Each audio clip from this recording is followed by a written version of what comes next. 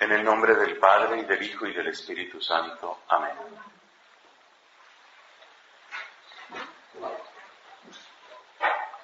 La Sagrada Escritura está llena de pasajes difíciles de entender. Muchas veces el mensaje no es obvio y otras veces sucede que lo que encontramos como mensaje nos parece chocante. De alguna manera contradice, podríamos decir, o las buenas costumbres, o lo que uno o lo que uno esperaría como un mensaje de Dios. Los casos más difíciles están en el Antiguo Testamento y por eso hemos dedicado varias sesiones a dar algunas herramientas, podemos decir, para perder el miedo a estos pasajes difíciles. Las claves de interpretación, las claves hermenéuticas no son demasiado complicadas. Se trata, por una parte, de percibir la distancia histórica y cultural que nos separa del lugar de los hechos. Por otra parte, se trata de reconocer que también en nuestro tiempo, también en el fondo de nosotros mismos, habitan las mismas fuerzas, las mismas tensiones y a veces la misma agresividad o la misma pecaminosidad que a veces encontramos y que aparentemente nos escandaliza tanto en el Antiguo Testamento. Y finalmente, se trata también de saber que cuando se habla de lo que Dios dijo, básicamente se trata de lo que aquellos autores en aquellas circunstancias pudieron entender como palabra de Dios. Y precisamente porque se trata de circunstancias que muchas veces son extremas, también son palabras que solo de una manera progresiva y más bien velada nos van dejando entrever, poco a poco nos van dejando entrever el rostro amoroso, bondadoso, poderoso y redentor de Dios. Pero ya está bien de Antiguo Testamento, aunque siempre se podría agregar mucho más y examinar más historias particulares. Pasemos al Nuevo Testamento y dediquemos esta sesión específicamente a algunas palabras difíciles, a algunos textos difíciles que también encontramos en el Evangelio. Aquí tenemos que referirnos a expresiones como esto que dice Cristo, que amemos a nuestros enemigos, o lo que dice Cristo, que pongamos la otra mejilla, o lo que dice Cristo de que es más fácil que un camello pase por el ojo de una aguja a que un rico entre por el reino de los cielos. ¿Qué debemos hacer? ¿Qué debemos entender de esos pasajes que por lo menos en su sentido directo nos parecen difíciles de comprender o incluso nos parecen contrarios a lo que uno esperaría de un buen manual de buenas costumbres? ¿Qué podemos entender? ¿Qué podemos aprovechar de ahí? Para ir de una manera organizada, porque el tiempo es breve, vamos a dar 4 criterios que ayudan a resolver estos casos difíciles. Los 4 son estos. En primer lugar, a veces Cristo está utilizando un recurso pedagógico. A ver, no se nos olvide, también aquí tienen que ver las circunstancias. No se nos olvide en qué circunstancias Cristo tenía que predicar y a quiénes quería llegar. Se trata de hablar a multitudes, de personas, la mayoría de las cuales no sabían ni leer ni escribir. Personas que tenían que oírlo, a veces a distancia, porque tampoco había ni un buen auditorio ni un buen sistema de sonido. Personas que no iban a tomar apuntes, repito, no sabían leer ni escribir. Tratar de enseñar algo en esas circunstancias parece simplemente imposible. Situémonos nada más cuando una vez, digamos por caso, se sube a una barca, se aleja un poco la barca de la playa y desde ahí, tenía que ser a gritos, va enseñando a la gente que se había quedado como en esa especie de hondonada. Sí, ahí se puede escuchar la palabra, pero ¿cómo enseñas ahí? Cristo no era el primero que enfrentaba esta dificultad. La gente lo llamaba maestro, sus discípulos lo llamaban maestro, lo llamaban rabí. Y esto nos recuerda que había otros rabinos, había otros maestros. Entonces la pregunta es interesante. Esta gente, ¿cómo enseñaba? No había salones, no había universidades, no había institutos. ¿Cómo enseñar algo que pueda quedar grabado? Entonces hay una serie de recursos que Cristo utiliza. El más conocido, por supuesto, son las parábolas. Una parábola es un recurso pedagógico extraordinario, porque una buena parábola, con una vez que uno la oiga, ya queda grabada. El gran problema de un maestro es, primero, hacerse entender, segundo, hacerse recordar y tercero, hacerse obedecer. Esos tres problemas. Ahora, ¿en qué orden van? Ya se puede discutir, pero esos son los tres problemas de todo predicador y de todo maestro. ¿Cómo hacerse entender? ¿Cómo hacerse recordar? ¿Y cómo hacerse obedecer? Por supuesto, en la obediencia está el afecto, o sea, implica también el hacerse querer, porque los maestros que detestamos seguramente no los vamos a obedecer. Estos tres problemas que los tiene todo maestro, los tuvo también Cristo. Cómo hacerse entender, cómo hacerse recordar y cómo hacerse obedecer o seguir. Bueno, pues en ese sentido las parábolas, por ejemplo, son un instrumento muy grande, especialmente para hacerse recordar, porque las lecciones abstractas se olvidan muy fácilmente. A mí por lo menos me ha pasado, cuando he tenido ocasión de predicar en un mismo sitio más de una vez, que uno vuelve al cabo de unos meses o de unos años, y lo que la gente recuerda de la anterior predicación son los chistes. Eso es lo que se le queda a la gente. Entonces uno se esfuerza en hacer todo un diagrama mental, a veces utiliza un tablero, uno dice, a ver, poned atención, 1, 2, 3, 4, el 1 se divide en 1A, 1B, 1C, el 2 se divide, todo ese cuadro a menudo se olvida. En cambio las historias, los chistes, son fáciles de recordar. Por eso, en esta ocasión, por ejemplo, yo he insistido en mi famosa historia del español con la africana, porque yo tengo la esperanza de que de aquí a un tiempo, cuando nos volvamos a encontrar, entonces me llamarán el africano, no sé cómo me llamen, porque te vas a acordar de esa historia. Lo mismo hacía Cristo. Cristo utilizaba parábolas para hacerse recordar. Además, la parábola es una historia que atrae lo suficiente nuestra atención como para que uno quiera entender. Acuérdate que los discípulos le preguntan a veces al Señor, ¿eso qué significa? Y en el deseo de entender, pues está el que las personas profundicen el significado. Son recursos que no solamente Jesús utilizaba. Si uno va a la literatura judía, se da cuenta que hay toda una tradición de parábolas y de historias y de interpretaciones.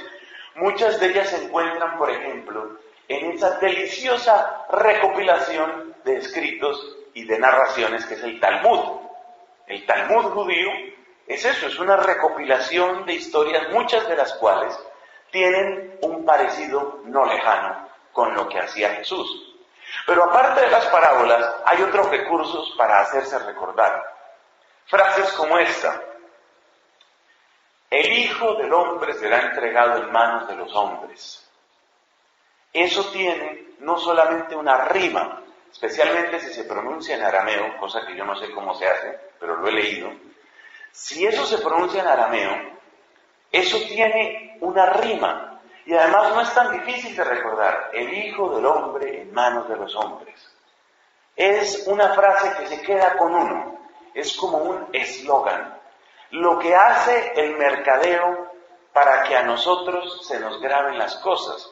Por ejemplo, aquí en España promovieron el uso del preservativo con el póntelo, pónselo, y es algo que se le queda a uno, así uno esté en contra de ese recurso que te acuerdas, porque está bien hecho. Son frases pegajosas, en inglés dicen sticky. Son frases que se le pegan a uno y a uno le quedan ahí como dando vueltas. Otras veces se utilizan frases contradictorias. Jesús utilizó muchas de estas frases contradictorias, porque la mente humana, cuando oye algo que parece una contradicción, pues se queda pensando. Los primeros serán los últimos y los últimos serán los primeros. Eso es una contradicción. Se supone que el que va de primero llega primero, pero dice Jesús, los primeros serán los últimos los primeros. Un eslogan de esos, una frase de esas, en su misma contradicción hace que la atención se atraiga. Y cada vez que uno se encuentra con un ejemplo de esos, entonces uno dice, ve que se cumple lo que me dijo mi maestro. Hay, por ejemplo, esa fábula famosa de la liebre y la tortuga. Esa fábula se conoce, yo creo que en todos los países, son muchísimos. Y ahí se aplica eso. Fíjate, la liebre era la que iba de primera, pero llegó de última. Entonces, una frase como esas es muy fácil de recordar. Si uno está hablando con personas que no toman apuntes, porque tienen una memoria prodigiosa, uno tiene que valerse de esa clase de recursos, porque la otra posibilidad es empezar a pelear con todo el mundo y a decir, Madre Priora, ponga por favor aquí pupitres para que la gente escriba. Entonces, en lugar de dañar la relación con la Madre Priora, el predicador se adapta, busca de qué manera encuentra aquellas frases, aquellas cosas que se puedan grabar más en la gente. Lo mismo hacía Cristo, y por eso utiliza esa clase de frases. Esas frases son como ganchos que quieren conectar con la atención y con la memoria de la gente. En el mismo sentido van las exageraciones. Una exageración es algo que precisamente por lo desbordado, porque se sale del marco, pues atrae la atención de uno. Si a uno le dicen, por ejemplo, mira, es que te vamos a amarrar una piedra de molino y te echamos al mar. Uno nada más de imaginarse lo que es un pobre ser humano con una rueda de esas que pesa yo no sé cuántos, pues hasta toneladas pesará eso. Uno de imaginarse una piedra de molino amarrada al cuello de alguien y echándolo al mar, pues es una cosa tan exagerada, tan completamente exagerada, que la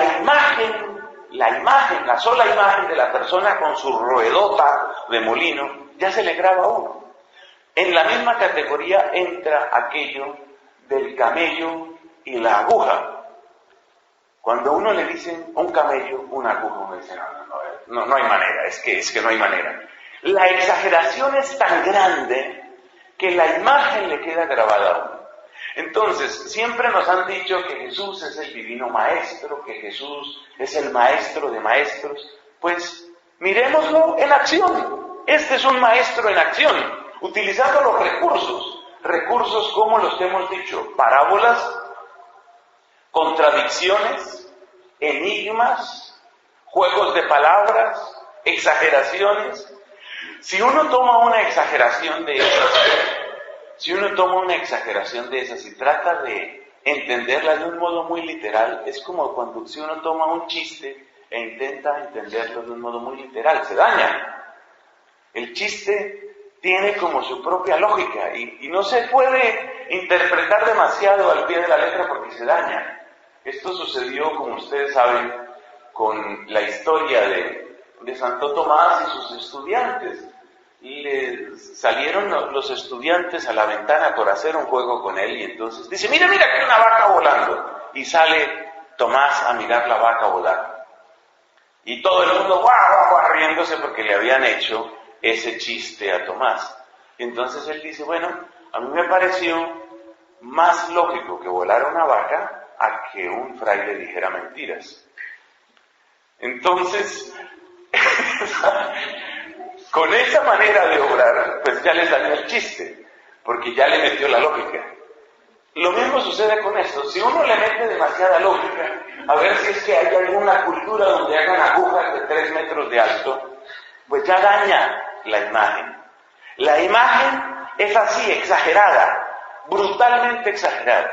Y hay culturas que son así exageradas. Una de las culturas que tiende a exagerar es nuestra cultura iberoamericana, porque en eso creo que nos identificamos latinos y suramericanos y españoles. Hay una cantidad de exageraciones que por lo menos en mi país hay muchos chistes sobre las exageraciones. Por ejemplo, el que le dice al otro, mira, te he dicho 12.500 veces que no seas exagerado. Es decir, la exageración le ayuda a uno a recordar. Entonces, hay algunos pasajes difíciles que hay que entenderlos como recursos pedagógicos que traen una enseñanza. Y todo buen maestro alguna vez tiene que utilizarlos. El que no sabe de eso es porque no ha tratado de comunicar un mensaje a un grupo amplio de personas, sobre todo un grupo variado de personas. Bueno, eso explica algunos pasajes, pero hay otros que no. Algunas veces los textos difíciles nos están recordando aspectos menos simpáticos o menos atrayentes de la vida de Jesús. Me explico.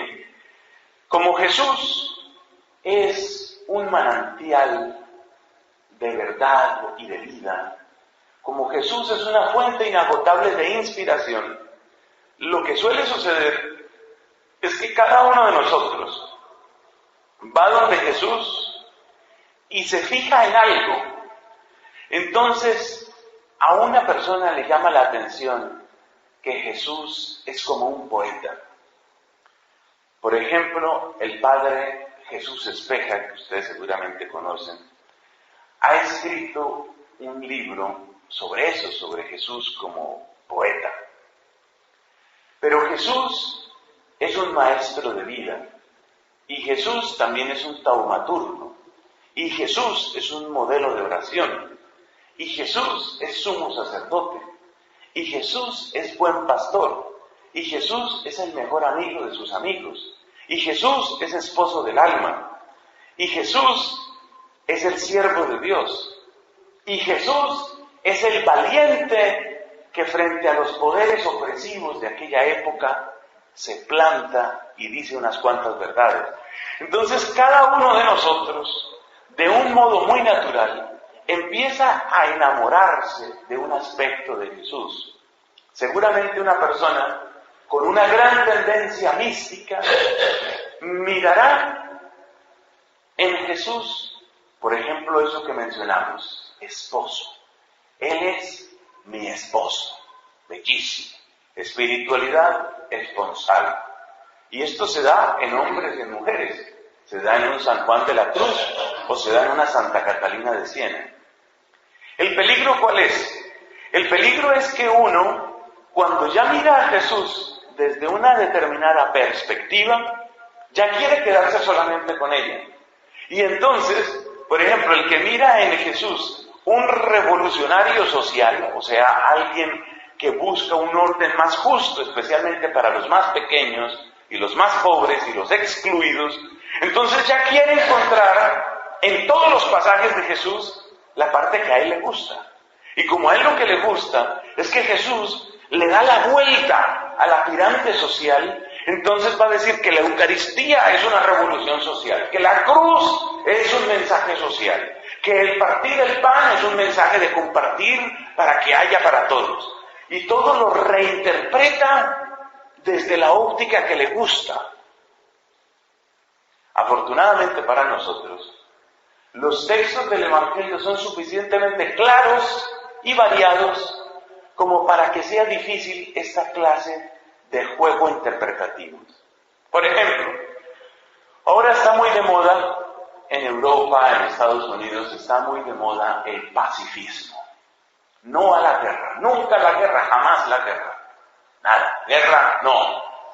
Y por supuesto, un hombre como Martin Luther King en Estados Unidos, o un hombre como Mahatma Gandhi, o un hombre como el Dalai Lama, son fuentes de inspiración para los pacifistas de nuestra época. Los que admiran a Jesús, miran en Jesús también a un pacifista, Y entonces dicen, ¿quién más pacífico y pacifista que Jesús? Que cuando recibía insultos y cuando padecía, prefirió padecer antes que entrar en la violencia. Jesús es el gran maestro de la no violencia. Bueno, eso no suena mal, eso suena bien.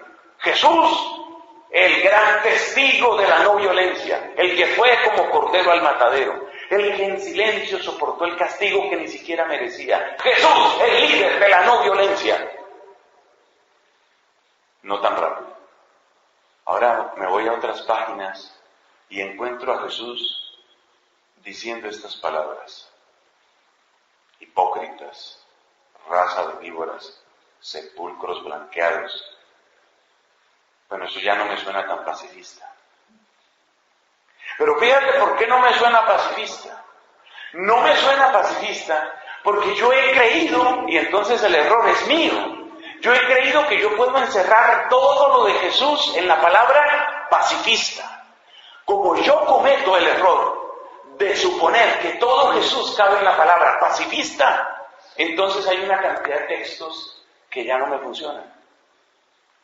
Otro ejemplo, los amigos de la teología de la liberación empiezan a mirar cómo Dios, no solamente Cristo en su predicación, sino Dios, en el curso de los siglos, ha revelado de manera clara su opción por los pobres.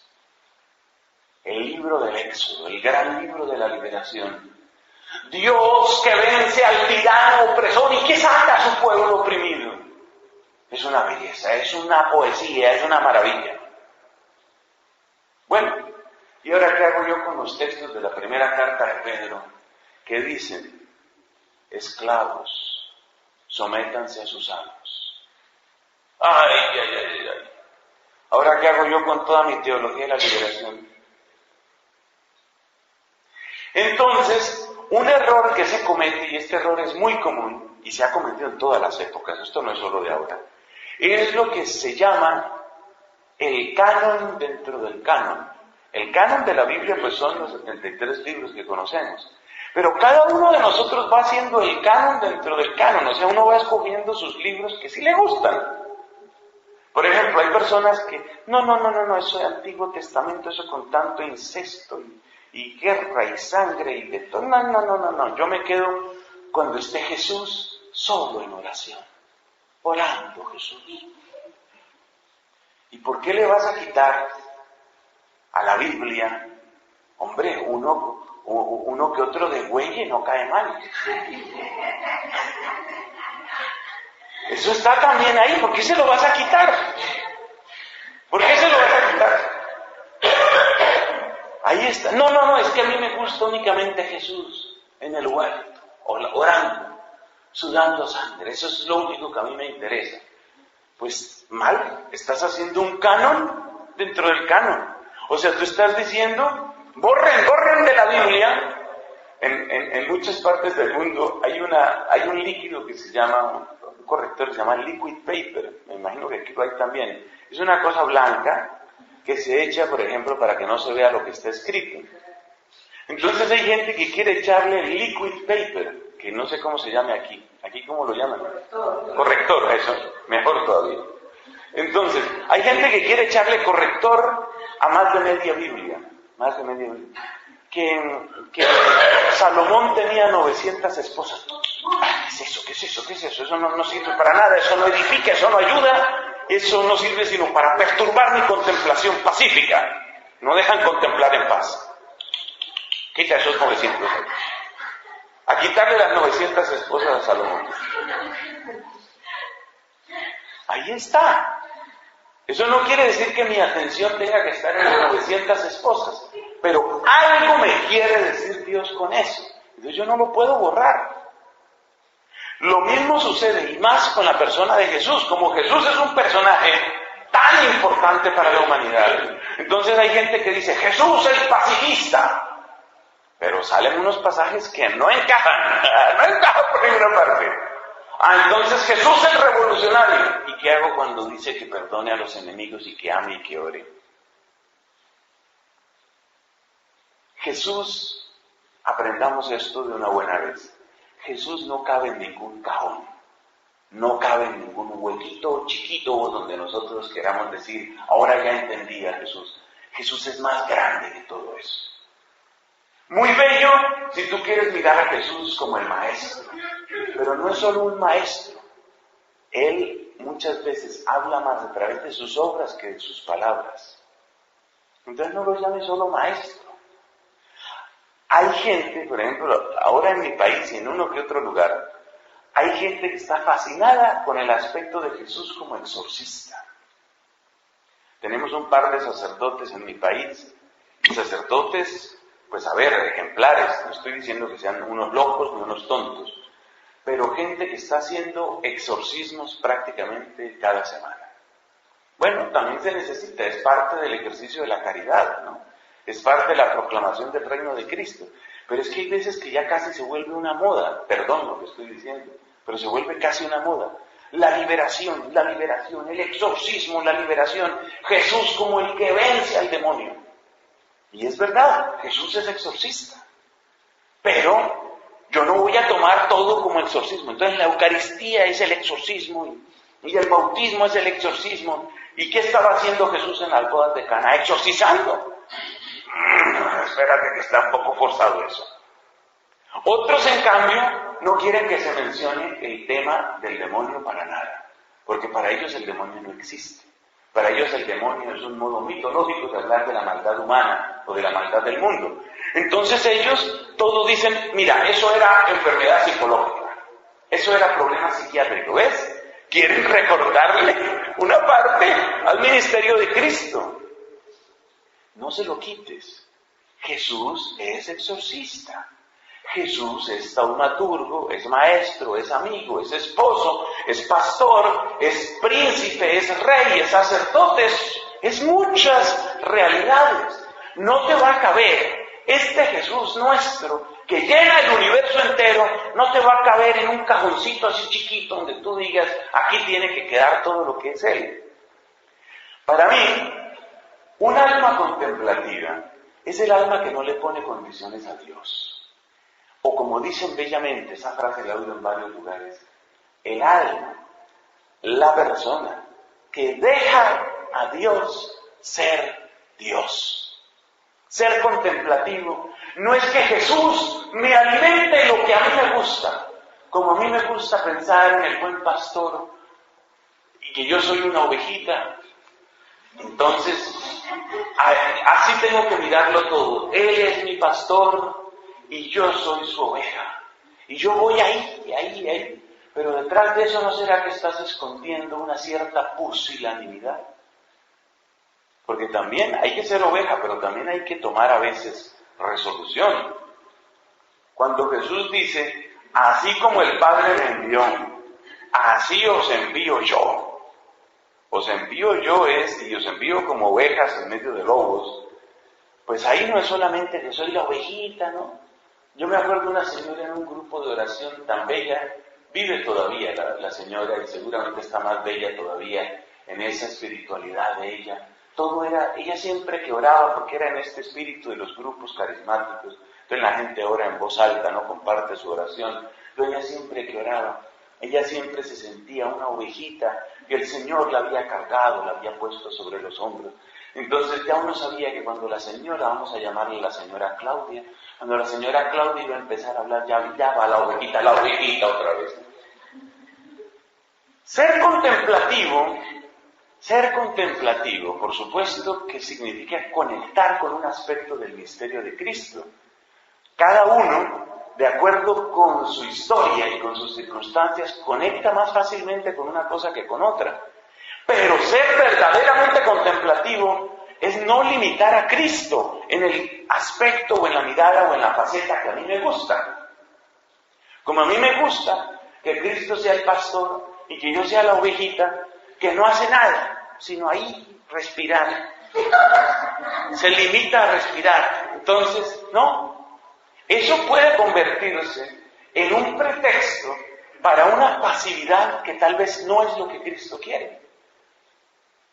Entonces, una serie de pasajes del Evangelio a uno le parecen chocantes por una razón, porque uno ha encasillado demasiado a Jesús.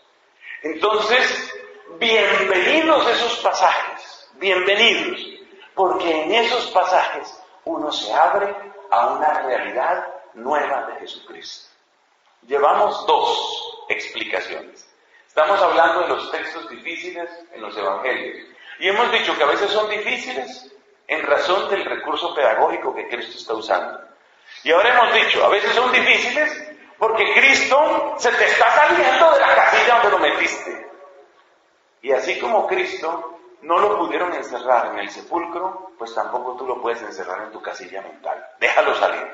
Cristo se salió del sepulcro, deja que Cristo se salga de ese pequeño cajón, de esa pequeña categoría, o de esa única imagen que es la que a ti te gusta. Porque cada uno se enamora de una imagen de Jesús. A mí me gusta cuando Jesús predica a las multitudes. Bueno, y cuando está callado y lo están crucificando, no, ahí no me parece, esa parte no me gusta. Deja de estar escogiendo de acuerdo con tu gusto. Deja que Cristo sea Cristo. Tu papel como contemplativo no es inventarte a Cristo. Tu papel es acoger a Cristo como Él es, en toda su plenitud, en toda su realidad. Bueno, otros pasajes son difíciles no porque nos revelen un aspecto de Cristo que no quisiéramos oír o que no nos interesa tanto, sino porque nos revelan un aspecto de nosotros mismos que no hemos querido aceptar. Para mí el ejemplo típico es aquello de perdonar a los enemigos. Como ya mencionaba en alguna de las primeras predicaciones de esta secuencia, hay gente que no quiere reconocer que tiene enemigos. ¿Usted tiene enemigos? No, ¿yo por qué? Yo no le hago mal a nadie. Yo me porto bien, yo me levanto temprano, no hago nada, no me meto con nadie, yo estoy aquí, ¿yo qué enemigos voy a tener? Uno tiene enemigos. De cerca o de lejos o de ambos, pero uno tiene enemigos. Pero uno no quiere reconocer eso. Uno no quiere reconocer que uno le puede caer mal, bastante mal a mucha gente. Y eso es cierto, eso es cierto. En el mundo contemporáneo, la gente se rodea, bueno, es muy normal, pues, tal vez ha sido siempre así. La gente se rodea de sus amigos. Yo me acuerdo que de las lecciones buenas y bellas que me dejó mi maestro de novicios, fue como en la segunda o tercera semana del noviciado, estábamos apenas empezando. En aquella época yo era delgado y con cabello, me acuerdo. Y entonces nos dice el maestro de novicios,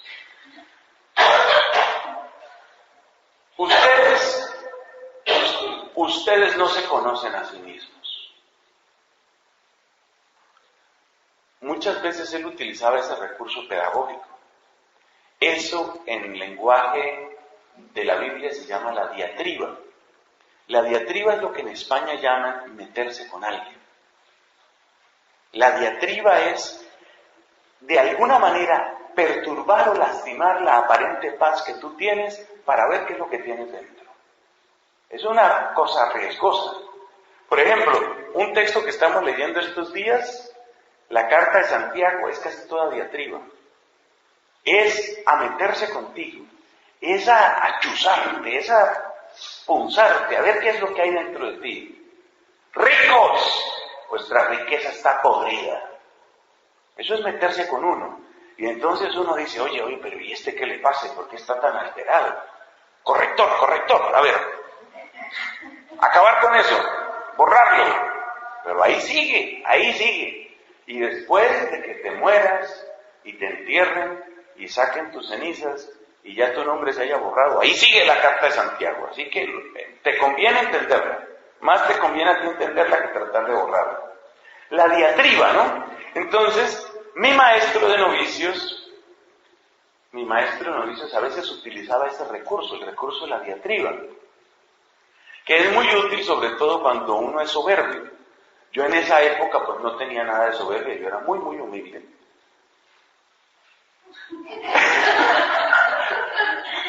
No parece que me crean mucho, pero bueno. La diatriba es útil, sobre todo en algunos momentos, en los tiempos de formación, la diatriba es útil porque le ayuda a uno a reconocer la soberbia. Tú sabes que todo el mundo es humilde mientras no se meten con ellos, ¿no? ¿Cierto? Yo soy de una obediencia absoluta mientras no me manden nada. Tengo perfecta paciencia mientras me dejen hacer lo mío.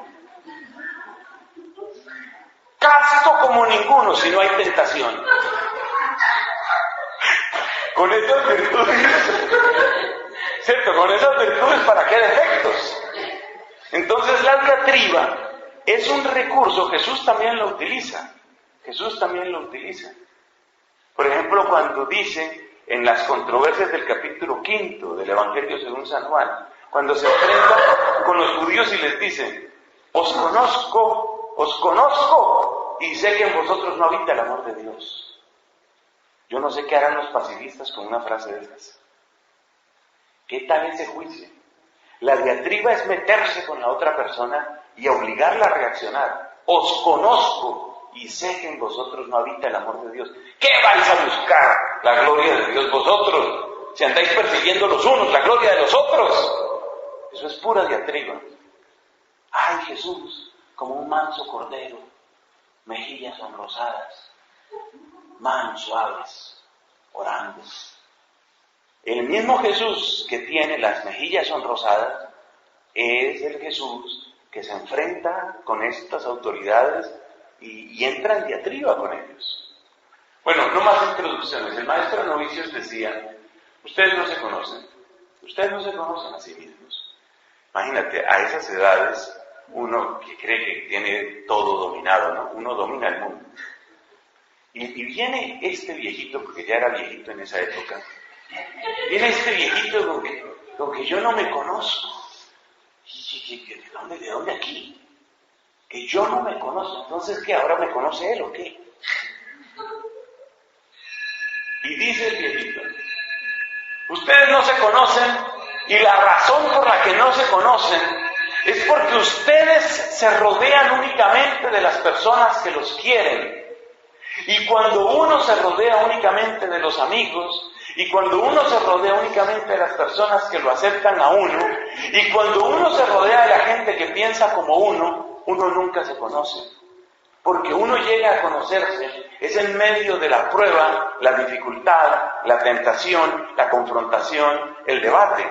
Y cuando yo miro para atrás, en estos años que el Señor me ha regalado de vida dominicana, que ya van llegando como a 20 y tantos, yo digo, las personas que tal vez me han hecho mayor bien son las personas que han sido contradicción para mí. Las personas que no han aplaudido mucho y que sí han sospechado mucho. Esas personas también dentro de mi comunidad que han dicho, a ver, ¿con qué va a venir? La gente que ha tomado distancia, casi sospecha, no sé por qué lo hayan hecho. Algunos genuinamente no me creían nada, otros de pronto me creían un poco, otros de pronto estaban queriendo formarme o educarme. No es problema mío juzgar las intenciones de ellos. Lo que yo sí sé es que la gente que ha sido ocasión de contradicción ha sido instrumento privilegiado de Dios para mi propia formación. Entonces yo compruebo la verdad de lo que dice o de lo que nos dijo el maestro de novicios. Y es una de las maravillas de la vida comunitaria. No hace mucho, bueno, ya hace unos años, escribió el irlandés, maestro de la orden, Damián Tierney, escribió sobre esto de la vida comunitaria y sobre el peligro de andar uno escogiendo a la gente. Porque si uno escoge en la vida comunitaria con quienes me trato, con quienes hablo, uno nunca se conoce y uno nunca se educa. Con otro peligro, que estar escogiendo la gente con la que yo sí me trato, es el suelo del cual brotan las divisiones, los partidismos, las sectas dentro de una comunidad. Porque si yo únicamente me trato con algunos, cada vez nos sentimos más fuertes nosotros. En otro ejercicio que hagamos después, que será de predicaciones sobre San Pablo, vamos a hablar de este aspecto, el tema de qué es carne en San Pablo, porque carne no es simplemente cuerpo, ni mucho menos se reduce a sexo. Carne es algo muy interesante en la mente de San Pablo y tiene que ver con lo que estamos diciendo. Entonces, volviendo al caso del Evangelio, hay pasajes que uno no entiende porque son áreas de la vida de uno que uno no quiere aceptar. Por ejemplo, uno no quiere aceptar que uno, como dice el refrán, no es moneda de oro para caer bien a todos. Uno no quiere aceptar que la manera de ser de uno tal vez está lastimando a otras personas. Por algo dice ese salmo que tenemos un domingo en vísperas: absuélveme de lo que se me oculta. Eso es lo más sabio que yo he visto en los salmos, porque uno no se conoce. Y uno cree que uno es simpático y bien recibido por todos solamente porque las personas muchas veces no dicen las cosas. De manera que para mí, esa frase de Cristo de los enemigos es un recordatorio, entre otras cosas, es mucho, pero es, entre otras, es un recordatorio a cada uno de nosotros. Oye, ten cuidado, porque de pronto tú piensas que estás siendo muy simpático y estás lastimando a la gente. Y a mí me ha pasado. No sé cómo calificar mi propio temperamento. Digamos que en algunos aspectos soy más bien extrovertido y en otros soy introvertido. Vamos a decir que eso puede ser una descripción de mi temperamento. Pero más de una vez a mí me ha pasado que en la fase extrovertida termino hiriendo a las personas. Y casi que me doy cuenta solo por accidente. A veces uno cree que está haciendo el chiste más simpático y está lastimando la sensibilidad de alguien. Y uno cree que uno es muy gracioso. Y no está siendo tan gracioso, mira que me han lastimado. Entonces, ese recordatorio de Cristo, mira que hay enemigos, eso nos recuerda muchas cosas, nos recuerda que hay violencia en el mundo, nos recuerda que no nos caemos bien los unos a los otros, nos recuerda, por tanto, que uno tiene que tener una humildad específica, pero sobre todo nos recuerda que el acto del amor va más allá de la sensibilidad, y aquí quiero detenerme un poco. Tomemos la frase: amad a vuestros enemigos. Amad a vuestros enemigos. ¿Cómo puedo yo amar a alguien si estoy sintiendo algo adverso hacia esa persona? O sea, hablemos del caso en el que franca y leal y abiertamente sé que una persona me detesta. ¿Cómo puedo yo amar a esa persona? Casi siempre el problema está en la manera como uno interpreta esas palabras y cómo las aplica a la propia vida. Uno está acostumbrado a pensar que amor es sobre todo un sentimiento, que el amor es sobre todo una sensación grata, dulce, que es vecina del cariño, de la dulzura, de la empatía y de la amistad. Y resulta que amor, sobre todo en el lenguaje de la Biblia, no es tanto algo que uno siente, sino es algo que uno practica. El amor a los enemigos, el amor en general en la Biblia, mucho más que un sentimiento, es una decisión. El amor no está tanto compuesto de que uno empiece a sentir cosas distintas. Es decir, el lenguaje de Cristo cuando nos habla de amar a los enemigos, no es que uno le dé órdenes al propio corazón y le diga lo siguiente: a ver, Nelson, ¿te acuerdas de ese prior que te hizo la vida imposible, que se burló de ti todo lo que quiso, que te complicó la existencia, que te trató con amargura y con dureza? ¿Te acuerdas de ese prior? Sí, me acuerdo de él. Bueno, Nelson, ahora, en este instante, vas a ir al switch. ¿Cómo llaman ustedes esto? ¿Interruptor? ¿Switch? ¿Cómo lo llaman? Esto de encender y apagar. Interruptor. Entonces, como si a uno le dijeran: ahora vas a ir a ese interruptor de tu corazón y lo vas a pasar de apagado a prendido. Y lo vas a pasar de antipatía a simpatía. Y de hoy en adelante vas a sentir que ese hombre es tu mejor amigo y lo vas a querer.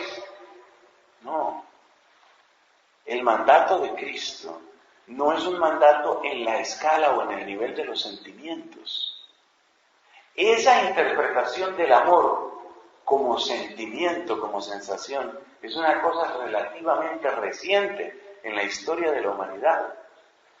Es muy interesante que en el siglo XIV, nuestra querida hermana dominica, Catalina de Siena, habla de los deberes del amor. Y el primer deber que ella pone es el de orar. Orar como expresión del amor. Entonces el amor al enemigo no consiste en que yo empiece a sentir cosas bonitas. Ay, como una dulzura que me invade, pensando en ese prior, cómo me amargaba, bendito sea Dios, cómo se burlaba, bendito sea Dios. Esa dureza, cuando me tiró la puerta en la cara. ¿Yo qué voy a sentir cosas gratas de eso? Amor es una decisión. ¿Y qué decisiones hay? Yo lo describo de esta manera. Mira, uno tiene que aprender a rezar. Uno tiene que aprender a orar con rabia. Mi mejor consejo, cuando tengo la ocasión de visitar un venerable monasterio como este de Nuestra Señora de la Piedad, que data del siglo no sé cuánto, por ahí vi un letrero que decía siglo XVI. Entonces, cuando uno va a visitar un venerable monasterio de estos, uno dice, yo quiero conocer la altura espiritual del monasterio, ¿cierto? Uno dice, bueno, a ver, ¿son pura fama o en verdad son lo que son? Entonces vamos a ver. Entonces, para yo conocer cuál es la altura espiritual de una monja, no la altura de la monja, sino la altura espiritual de la monja, yo entro en conversación con ella y trato de averiguar si ella reza con rabia o no. Monja que nunca haya rezado con rabia está cruda. No, esa está mal. La persona que reza con rabia, con ira, con amargura, es decir, que ha pasado por eso, no que viva en eso, pero que ha pasado por eso, esa persona sabe mejor del mensaje de la palabra de Dios. ¿Por qué? Porque la idea no es, yo primero me tranquilizo y luego oro. La idea es la oración la que me tranquiliza. Son dos cosas distintas. Cuando yo pienso, primero me voy a tranquilizar y luego voy a orar, estoy mirando la oración, primero como algo que yo hago, no como algo que el Espíritu hace en mí. Y segundo, lo estoy mirando como algo que yo le presento a Dios, como una niña que le presentara al Señor, mira, este fue el bordado que hice, mira cómo me quedó bonito. La oración no es un bordado bonito que le presentamos al Señor. La oración es la vida que recibimos de Él. Y por eso la oración, especialmente la oración personal, la oración es ese encuentro de mi realidad como es. Entonces ahí entiende uno qué es orar por el enemigo. Orar por el enemigo no es que a uno se le quite la ira, el desconsuelo, la amargura o la decepción contra esa persona. Ay, entonces ¿cómo puedo orar por un enemigo que tengo? Tengo un enemigo terrible, ¿cómo puedo orar por él? Pues lo que Jesús nos dijo, la oración de Jesús no es que Dios haga esto o lo otro, sino que haga su voluntad. La oración que tú puedes aplicar por tu peor enemigo es, Señor, cumple en él tu voluntad. Y esa oración la puede hacer uno siempre. Y uno puede estar muriéndose de la ira o de la tristeza, y uno puede aplicar esa oración. Y es una oración sincera, porque es que la oración tiene que ser auténtica, la oración tiene que ser sincera. Yo esto lo he predicado en auditorios, en lugares donde, por ejemplo, se presenta esto. Tomemos el caso de una mujer que tenía su feliz matrimonio y su feliz hogar, y el esposo se ha ido con otra mujer.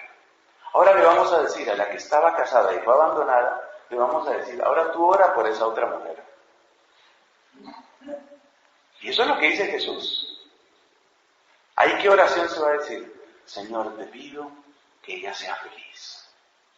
No creo que esa oración sea muy auténtica. ¿Qué es lo que puede pedir ahí?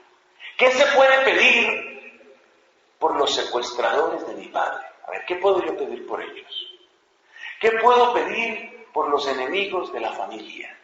¿Qué puedo pedir por los satanistas y los que blasfeman del nombre de Dios y se empeñan en destruir toda moral y toda costumbre sana?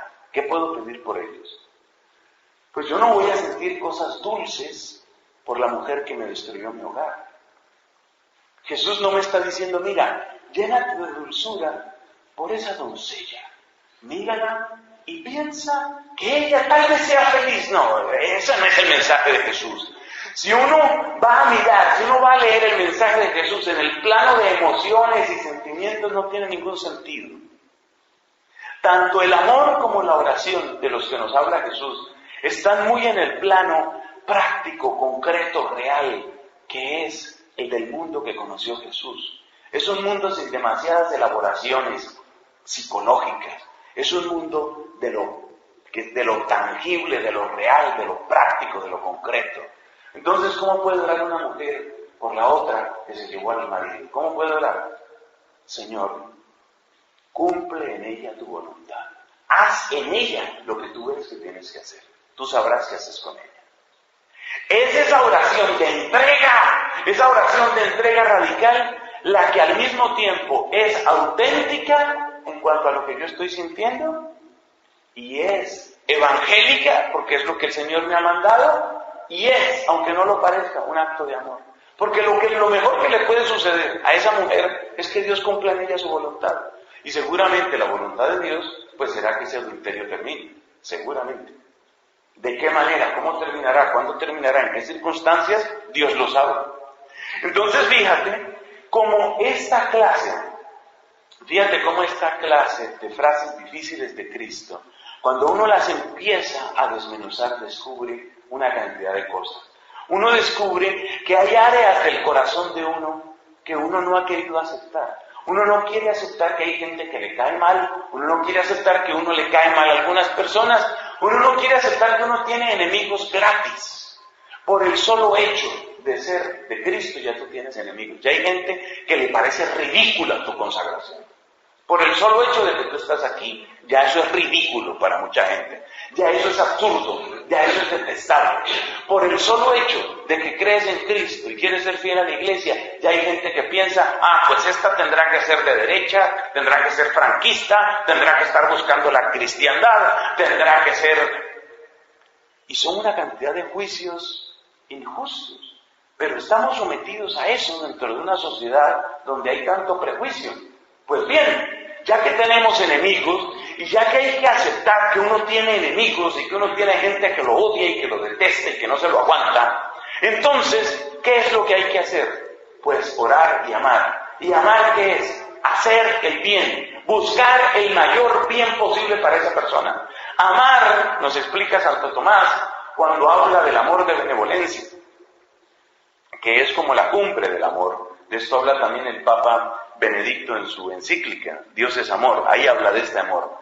El amor de benevolencia no es que yo empiece a sentir cosas bonitas por los ateos que profanan y que apostatan y que se burlan y que blasfeman y que yo sienta cosas bonitas. El amor no es cosas bonitas, no es sentir cosas bonitas. El amor es buscar el mayor bien posible para esa persona. Y la oración no es que yo sienta cosas bonitas, la oración es entregar esas personas con su historia, con su realidad, que solo Dios debe juzgar, entregarlas al poder de su voluntad. Si uno toma en cuenta esto que hemos dicho sobre el amor, como buscar el mayor bien posible de la otra persona, pero buscarlo es buscarlo. ¿Qué es el mayor? ¿Cuál es el mayor bien que yo puedo hacer por esta persona?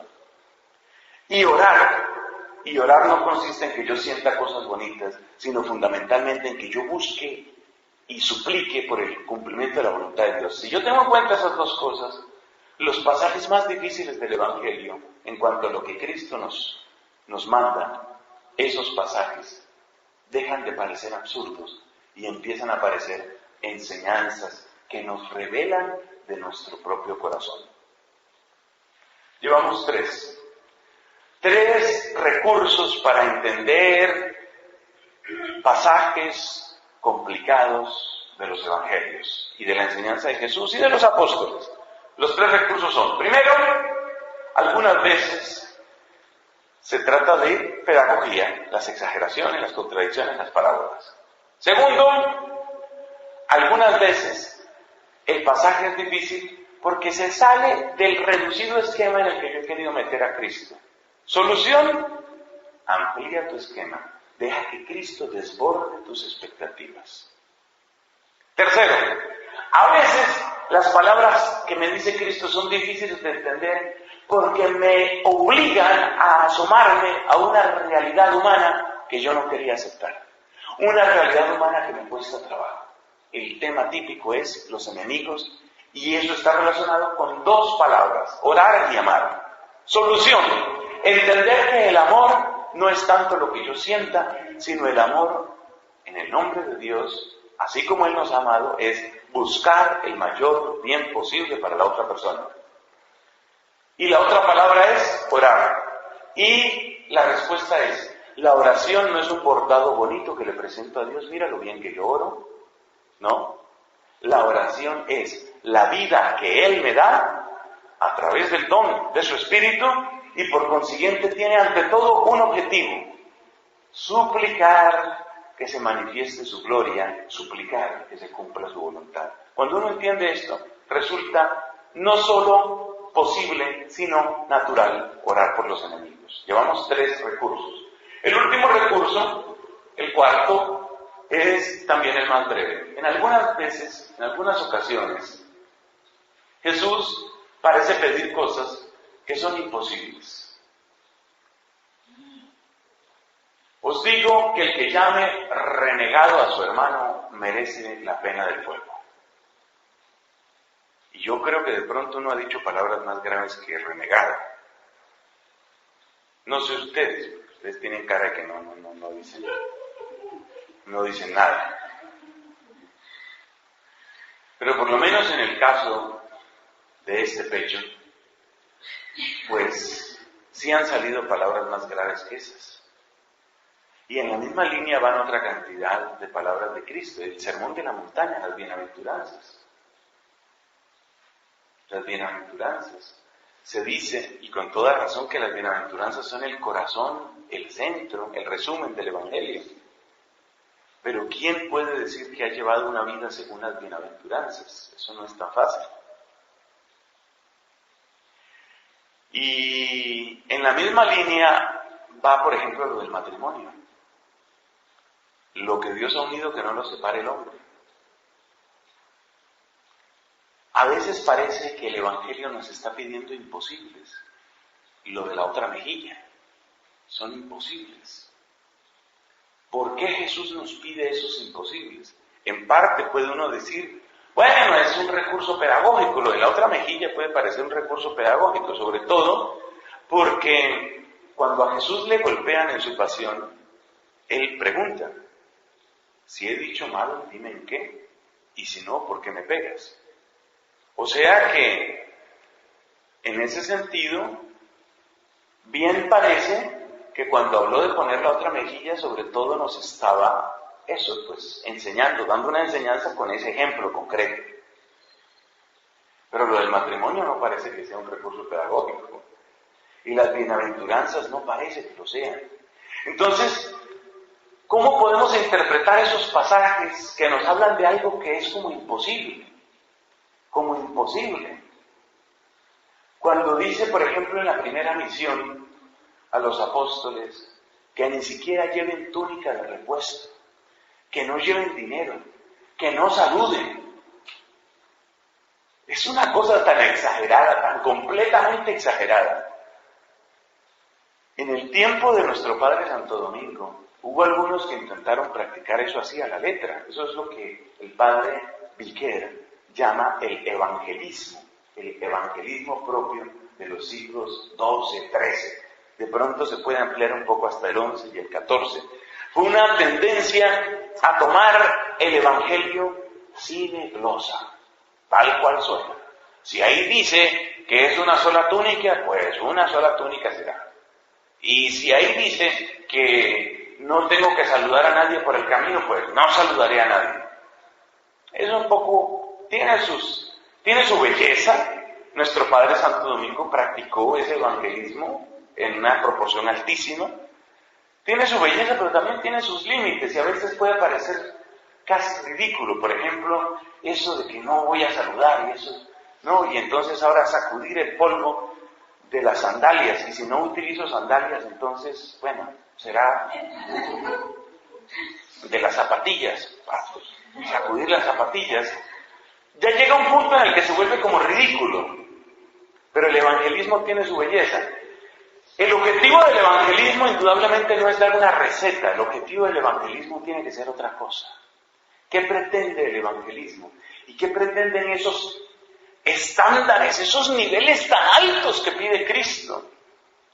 Mira, que el que mire a una mujer deseándola ya pecó, que es que parece, dice San Agustín, meditando en todas estas cosas de las exigencias de Cristo, dice, es que la letra del Evangelio, también la letra del Evangelio mata, porque San Pablo dice la letra mata, el espíritu da vida, y dice San Agustín, también la letra del Evangelio, sin el espíritu, mata, y se convierte en una ley peor que la de Moisés, una ley tan tremendamente estricta, porque entonces, imagínate, ¿quién puede vivir todas esas bienaventuranzas y todo eso? ¿Para qué está todo eso?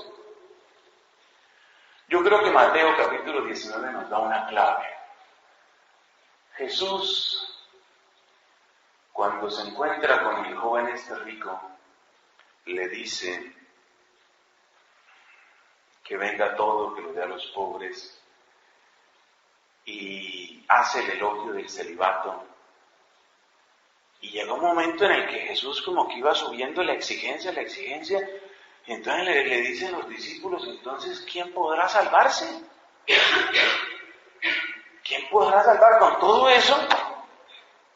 Es más fácil que entre un rico por el ojo de una aguja que un... ¿Cómo es? Un camello por el ojo de una aguja. Es el camello, no es el rico por el ojo de un camello, por el ojo de una aguja, que un rico entre, que el rico se salga.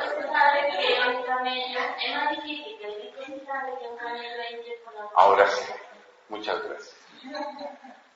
Bueno, entonces, claro, para esta mentalidad judía, ¿cierto? Sin hablar mal de los judíos, pero los judíos, vamos, ellos tienen aprecio por la riqueza y por, ¿no? Y los apóstoles tenían ese aprecio, y entonces dice Jesús que es muy difícil que se salve el rico y que no sé qué, y entonces dicen los apóstoles, y entonces, ¿quién podrá salvarse? Y Jesús dice una frase que es la que nos sirve para terminar esta reflexión. Para los hombres es imposible. Es decir, muchas veces la exigencia del Evangelio está tan claramente por encima de lo que alcanzan nuestras fuerzas, para ver si así comprendemos que para nosotros es imposible salvarnos. Ahí sí, como dice el Salmo, que ustedes recuerdan el número perfectamente, porque llevan muchos años orando con los salmos. Entonces, si no lo recuerdan, yo no sé realmente qué es lo que están haciendo. Ese salmo que dice, es tan caro el rescate de la vida que nunca les alcanzará para vivir perpetuamente sin bajar a la fosa. Como todas recordáis el número, no hay que preguntar cuál es el número de ese salmo. Pero yo estoy seguro que todas, en este momento, todas tienen claro, ¿cierto?, cuál es el número. Bueno, entonces, es tan caro el rescate de la vida que nunca les bastará. Y Jesús dice, para los hombres es imposible. Es decir, el Evangelio muchas veces nos presenta eso que efectivamente es imposible. Como esto de buscar efectivamente el bien del enemigo, eso es imposible para el corazón humano. El corazón humano no da para eso. No puede. Pero descubrir que yo no puedo no es dejar de descubrir algo importante. Descubrir que yo no puedo es tocar mi propio límite, es humillarme en la presencia del Altísimo y es decirle, yo no, pero tú sí puedes. Y eso es también objetivo de Cristo. Que nosotros palpemos nuestros límites, que nosotros nos demos cuenta, sí, con gran entrenamiento tú puedes hacer muchas cosas, pero fíjate que no lo puedes todo. Entonces también hay en el Evangelio exigencias que con toda razón son imposibles para el corazón humano, para que nosotros descubramos lo que dice Mateo 19, ahí donde está el rico, la aguja, el camello y el cielo. Es decir, que para los hombres es imposible, ¿cierto? Por ejemplo, para uno, acordarse los números de todos los salmos, yo creo es casi imposible, ¿no? Y la gente lleva años y años, y algunas se mueren ya, se mueren, y no se acordaron el número, no llegaron a acordarse el número del salmo. Es imposible, pero para Dios todo es posible. Para Dios todo es posible. Entonces así terminamos esta reflexión sobre los evangelios. ¿Por qué hay pasajes difíciles en los evangelios? Por 4 razones. A veces es un recurso que Cristo utiliza pedagógicamente. Otras veces lo que está sucediendo es que Cristo se te está saliendo del marco donde lo metiste. Otras veces Cristo te está revelando algo tuyo que no querías aceptar. Y otras veces Cristo te está recordando que para ti, lo mismo que para mí, para todos, es imposible salvarnos a nosotros mismos. El único que puede realizar su obra de gracia en nosotros es el mismo Dios. Gloria al Padre, y al Hijo, y al Espíritu Santo.